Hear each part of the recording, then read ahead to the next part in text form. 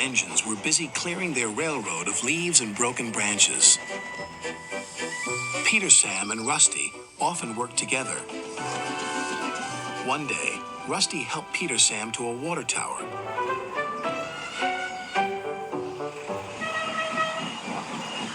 Peter Sam felt much better after his long drink, but the freight cars were bored. Let's break away. Their loads were heavy and the couplings old. One snapped.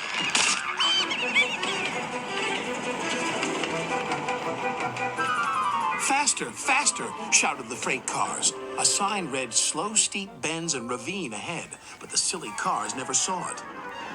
Then, it was too late.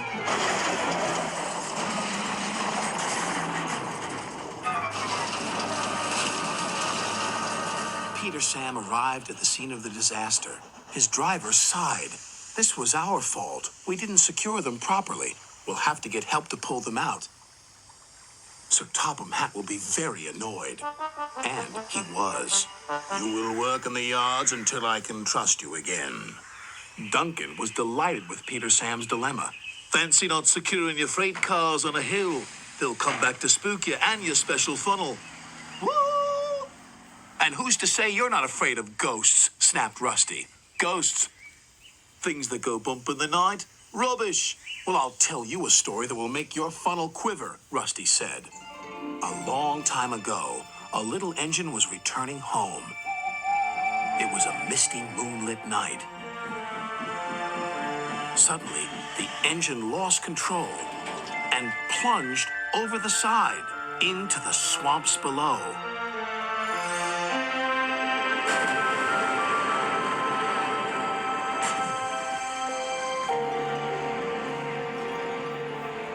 He was never found again. But many a workman will tell you that when the moon is full, they have seen the little engine trying to get home. But he never reaches the other side. So what do you think of that, Duncan? Rubbish, replied Duncan.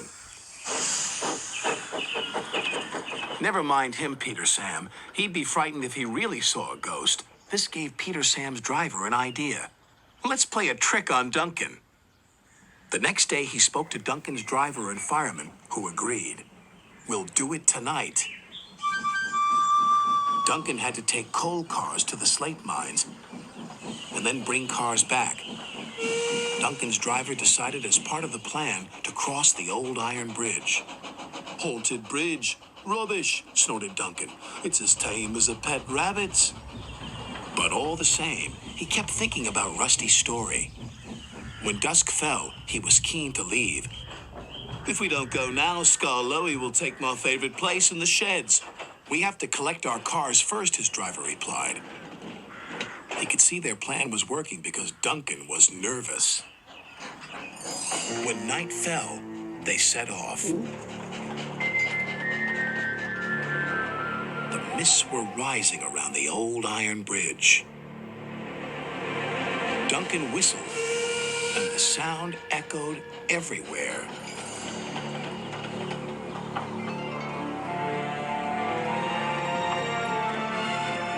Then, ahead, he saw flickering lights. His driver knew they were only insects that shine brightly at night, but to Duncan they looked like an engine. Next, his driver secretly threw a rock from the cab into the ravine below.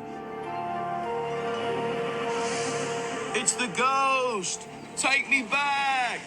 Take me back, please! When Duncan reached the safety of his shed, he closed his eyes tightly. Spooked, are you, Duncan? Laughed his driver. No, I'm asleep. And Duncan refused to open his eyes. He did, though, when he thought his driver wasn't looking, just to make sure that he was still there.